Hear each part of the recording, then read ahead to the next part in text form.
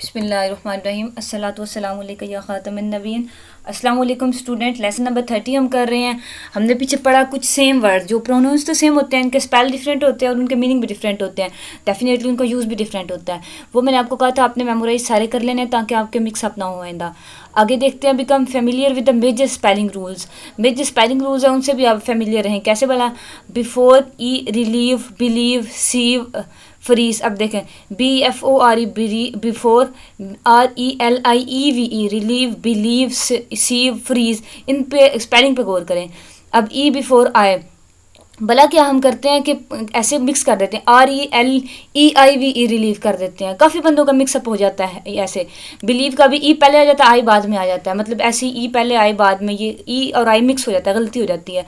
तो आपने ध्यान रखना है, आई पहले आना है, ई बाद में आना है, ठीक है। I before, E after, E before आए, तो इसमें ई पहले आना है और आए बाद में। रिसीव में, डिसीव में, सिली और फ्री और एट, ठीक है। ये ई और आई मिक्स हो जाते हैं, कुछ लोगों के हो जाते हैं, इसलिए आपको बताया हुआ है, इसको अब याद कर लें। Expectations, seize, either, weird, hide, foreign or layer.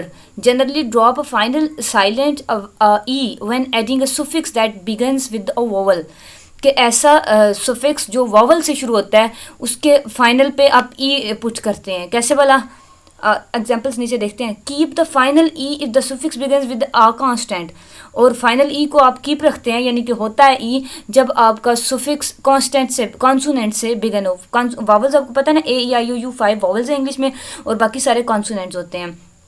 देखें, डिज़ायर, अब डी वॉवल नहीं है ना, कॉन्सोनेंट है, इसका ई है। और यहाँ डिज़ायरिंग, अब DESIR, डेफिनेटली जब ING लगाते हैं तो आखिरी स्किप कर देना, ये तो पता ही है। और रिमूव, अब आर इसका ये कॉन्सोनेंट है ना, वोवल नहीं है तो ई है। ऐसे ही रिमूव एबल, अब एबल में सुफिक्स ऐड किया हमने तो ई रिमूव कर दिया, ओके। अचीव, ए कॉन्सोनेंट है, सॉरी वोवल है ना, AEIOU, ए वोवल है। अचीव और अचीवमेंट, अब देखें अचीवमेंट का जब बनाया तो हमने ई स्किप नहीं किया। जब आपका पहला लफ्ज़ जिस भी वर्ड का आखिर पे ये आता है ना, उसका अगर फर्स्ट वर्ड देखें वो वॉवल है तो आपने ई को स्किप नहीं करना। अगर कॉन्सोनेंट है तो ई को स्किप कर देना ING लगाते हुए, या उसका आगे से वर्ब, नाउन, एडजेक्टिव कुछ भी जो भी बनाना है। ऐसे ही केयर का केयरफुल, देखें अब ई को स्किप उसने नहीं किया और फुल भी लग गया, यानी कि सुफिक्स भी ऐड कर दिया और ई को स्किप नहीं किया उसने, क्योंकि AEIOU वॉवल तो नहीं है, फिर ऐसा क्यों किया उसने? I don't know. उसने कहा keep the final e if the suffix begin with the consonant. अगर कॉन्सोनेंट से बिगिन हो तो फिर फाइनल ई को आप रखें। And drop a final silent E when adding a suffix that begins with a vowel. वो कह रहा है कि अगर वॉवल से शुरू हो तो ई को ड्रॉप कर दें, सुफिक्स से शुरू हो तो ई को रखें, लेकिन यहाँ उल्टा किया है।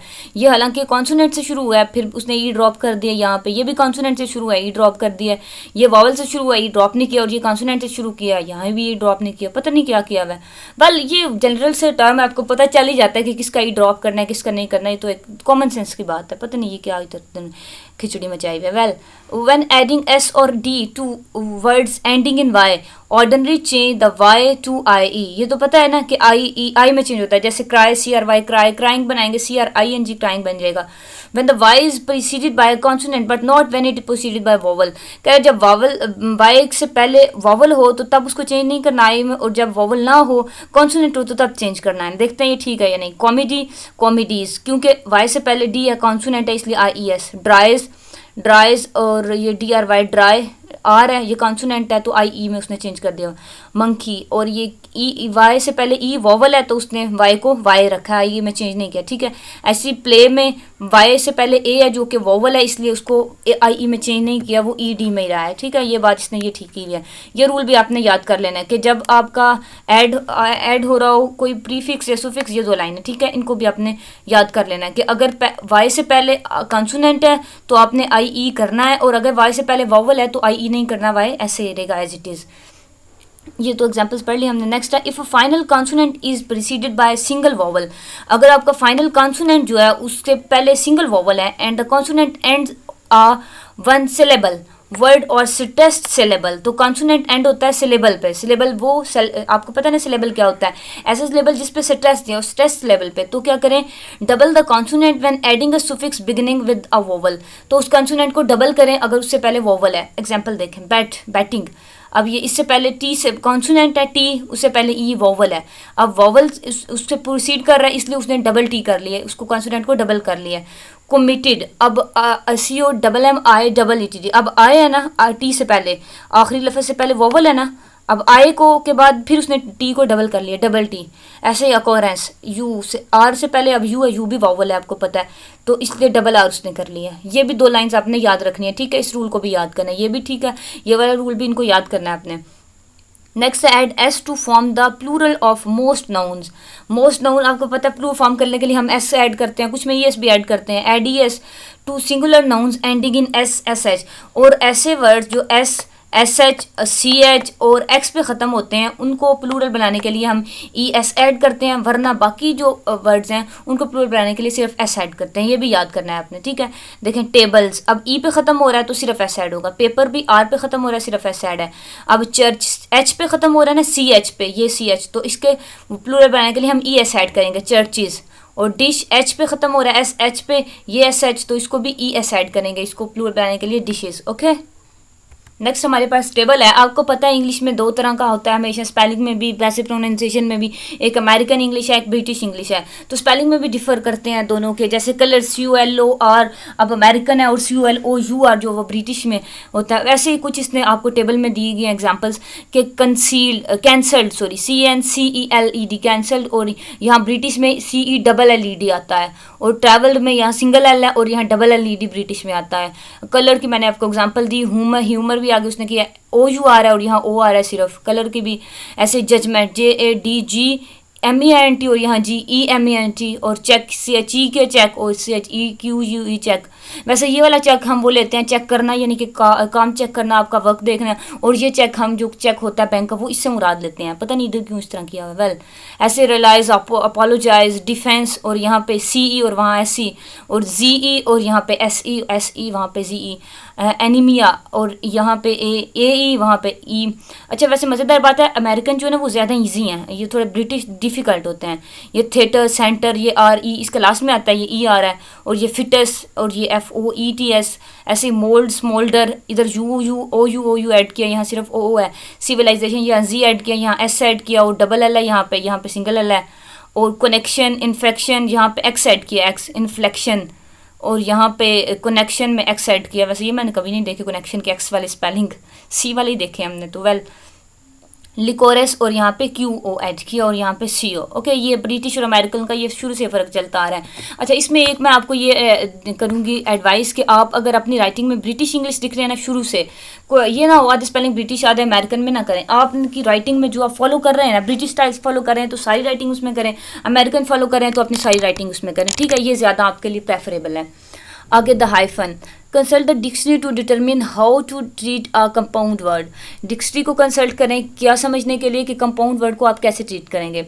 The prosecutor choose not to cross examine any witness. Prosecutor ने क्या चूज़ किया कि किसी भी विटनेस को, किसी भी गवाह को वो क्रॉस एग्जामिन नहीं करेगा। ये कोर्ट्स की टर्म है, ठीक है। विटनेस गवाह को कहते हैं, क्रॉस एग्जामिन का मतलब होता है एग्जामिनेशन इन चीफ होता है पहले हर विटनेस का, उसके बाद क्रॉस एग्जामिन होता है, यानी कि जो आपका जो अपोजिट लॉयर है ना वो उसको क्रॉस एग्जामिन करता है। प्रोसिक्यूटर लॉयर को कहते हैं, क्रिमिनल लॉयर को कहते हैं। Well grandma kept a small notebook in her apron pocket. अपने एप्रन की पॉकेट में छोटी सी नोटबुक रखती हैं grandma. Use a hyphen to connect two or more words. अब ये देखें उसने हाइफन की बात की है, यहाँ हाइफन समझाया, ये क्रॉस एग्जामिन में हाइफन आपको नजर आई ना, और यहाँ दूसरे में तो है ही नहीं हाइफन।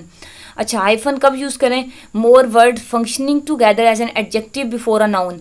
जो एडजेक्टिव की तरह फंक्शन कर रहा है कोई वर्ड और वो उस नाउन से पहले, नाउन से प्रोसीडिंग आ रहा है, तो उसमें आप हाइफन यूज़ करेंगे।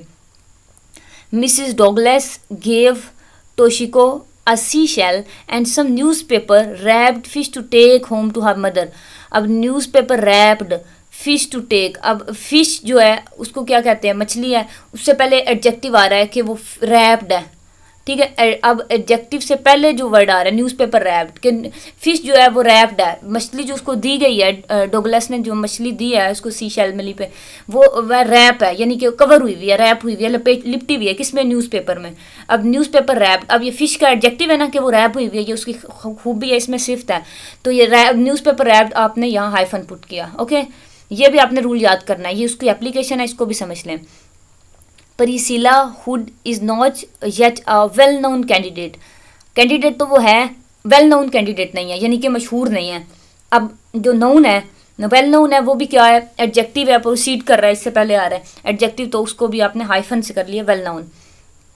After television campaign Priscilla hood will be well known. अब ये वेल नोन ये भी एडजेक्टिव है अगेन, उसको ये वेल नोन तो वैसे ही वर्ड जहाँ भी यूज़ होता है इसमें हाइफन यूज़ होता है, ये तो जनरल सी बात है। नेक्स्ट है hyphenate the written form of fraction and of compound numbers, के कंपाउंड नंबर्स जो होते हैं और फ्रैक्शंस जो होते हैं 21 to 99, 21 से 99 तक जो कंपाउंड वर्ड्स हैं उनको क्या करते हैं, हाइफन यूज़ करके आप लिखते हैं। 1/4 of my income goes to pay off the national डेप्ट। अब 1/4 है, 1/4 यानी कि 1 और 4 14 है ना, ये 21 से तो नहीं है ना, 21 से ऑनवर्ड 99 तक हाइफन यूज़ करते हैं, वरना नहीं यूज़ करते। ये रूल भी आपने याद करना है कि जो फ्रैक्शन आप लिखते हैं कंपाउंड नंबर फ्रॉम 21 to 9, ये रूल याद करना है, उनमें हाइफन यूज़ करते हैं, बाकी में हाइफन नहीं यूज़ करते, 21 to 99 तक। Okay, if a word must be divided at the end of a line divided correctly, line के एंड पे हो रहा है, यानी कि आप कह रहे हैं कि आपकी लाइन ख़त्म हो गया, आधा लफ्ज़ आपने नीचे लिखना है, तो आपको पता है ये हाइफन यूज़ करके हम लिखते हैं। अब ये ना रिकग और नाइस, आप जैसे सिलेबल्स निकल के वर्ड्स के इस तरह उसको डिवाइड करें, ये ना रिको इधर इधर कर लें, गनाइज इधर कर लें, ऐसे नहीं होगा। रिकग नाइज, रे कग नाइज, इसके 3 सिलेबल्स बन लेना, या आप री इधर लिखें बाकी वर्ड इधर लिखें, या कग रिकग इधर लिखें और बाकी वर्ड इधर लिखें वर्ड, ठीक है। सिलेबल्स की तरह उसको डिवाइड करना तो करेक्टली डिवाइड करें। One face on the magazine covers, capital letters, capitalization proper nouns and words derived from them do not capitalize common noun। proper noun को हमेशा capitalize करें और जो proper noun से word derive हुए उन्हें capitalize करें, common noun को कभी भी capitalize ना करें। Okay, proper nouns, common nouns, ये प्रॉपर नाउन है, देखें गॉड, ये कॉमन नाउन है, GOD गॉड। कंट्री, अच्छा ये वैसे गॉड यूज़ हुआ है, वैसे भी यूज़ हुआ है, ये प्रॉपर नाउन है यानी कि स्पेसिफाइड गॉड। ऐसे ही कंट्री कोई भी मुल्क हो सकता है, कॉमन नाउन है पाकिस्तान, आपको पता है। नेम सारे प्रॉपर नाउन होते हैं, आपको पता है। जर्नलिस्टिक राइटिंग, लैंग्वेज कोर्स, कोई भी लैंग्वेज का कोर्स है, ये स्पेशलाइज्ड किया हुआ कोर्स का नाम, तो ये प्रॉपर नाउन है, कैपिटल। वर्चुअल यूनिवर्सिटी और गुड यूनिवर्सिटी, अब ये नाम है यूनिवर्सिटी का तो ये कैपिटलाइज है, ये कोई भी जनरल कोई भी गुड यूनिवर्सिटी हो सकता है तो ये कॉमन नाउन। ऐसी फेडरल एजेंसी एनवायरमेंटल प्रोटेक्शन, अब ये एजेंसी का नाम है तो ये कैपिटलाइज है, ये जनरल कोई भी एजेंसी हो सकती है। ऐसे रिसर्चर डॉक्टर AJ स्मिथ, ये उसका नेम है, कैपिटलाइज है और ये जनरल रिसर्चर है, इसको हम कॉमन नाउन को कैपिटलाइज नहीं करते। Capitalize titles of persons when used as part of a proper name but usually not when used alone। क्या जब कैपिटलाइज करें नेम ऑफ पर्सन जब प्रॉपर नाउन के तौर पे यूज़ हो, जब अकेले यूज़ हो फिर उनको कैपिटलाइज ना करें। जैसे प्रोफेसर मार्गरेट बार्न्स, अब P भी कैपिटलाइज है, MB doctor Harold Stevens, DHS ये कैपिटलाइज है। ऐसे जॉन स्कॉट विलियम और Annie Tilton LLD। District attorney Marshall was reprimanded for badgering the witness, means district attorney को, मार्शल उसका नाम है, उसको विटनेस को बैडजरिंग करने पर रिप्रीमेंड किया गया, यानी कि उसको सरजनिश दी गई।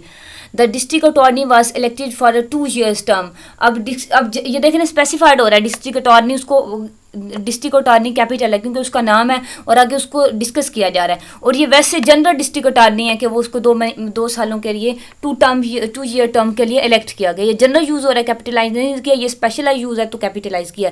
यही बात ये सुपर रूल में बताई हुई जो आपने याद करना है, ठीक है। नेक्स्ट है capitalize the first last and all major words in titles and subtitle और work such as books article songs and online documents. कैसे, ये भी याद करनी है लाइंस। द इम्पॉसिबल थिएटर, अब ये थिएटर का नाम है ना, आ मैनिफेस्टो, इसको देखें सारे कैपिटलाइज हैं। The plan diet fire and ice, I want to hold your hand.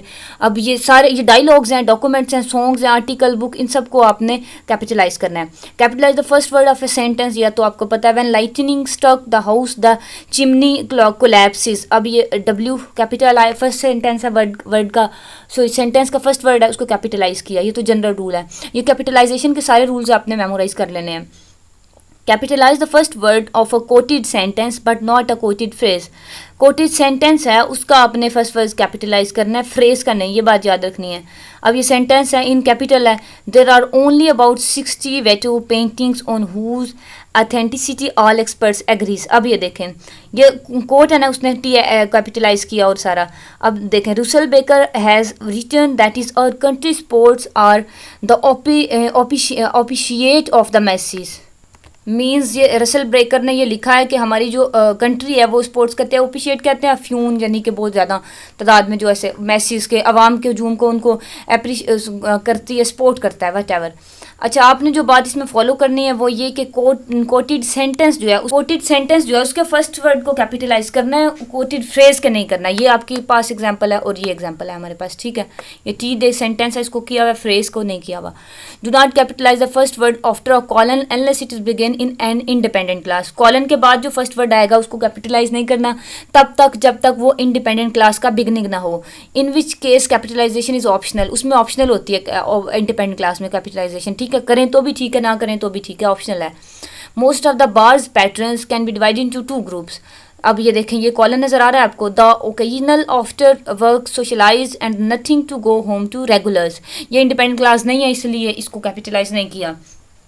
This we are force to conclude.